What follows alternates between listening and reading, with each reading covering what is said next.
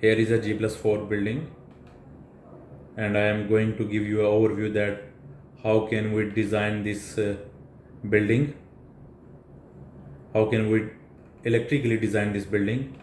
So for this purpose, first of all, you must have knowledge about total connected load, that how much total connected load for this building. And here in this case the total connected load is 200 kilowatt. For 200 kilowatt load we will use a 250 kVA transformer, and here we are showing that for this building there is a 250 kVA transformer. Now there is a question that how we are using 250 kVA transformer for 200 kilowatt load. Definitely I will tell you in next class. Right now I am just giving you an overview, and in next class step by step I will tell you that how I calculate this 250 kVA from 200 kilowatt. Then after that there is a connection between this MDB and this transformer. There is a main distribution board in the building, and main distribution board is connected with transformer through a cable. In this case the cable size is 4 core 300 mm. There is another question that how we comes to know that this cable size will be 4 core 300 mm. Why are we not using some other cable size? So definitely answer of this question I will tell you. Same, here is a 400 ampere TP MCCB.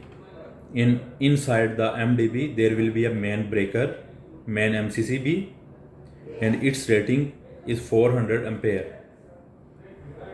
And here is a third question that why we are using 400 ampere MCCB, why we are not using 300 ampere MCCB or 500 or some other rating.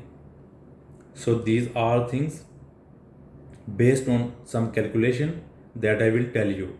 Right now I am just going to give you a overview. And next for the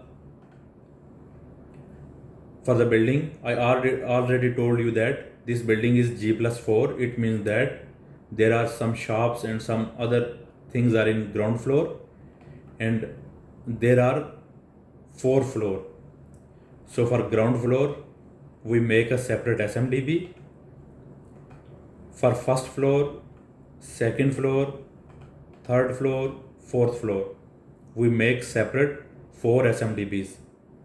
Then there is a capacitor bank, and we are feeding this from MDB.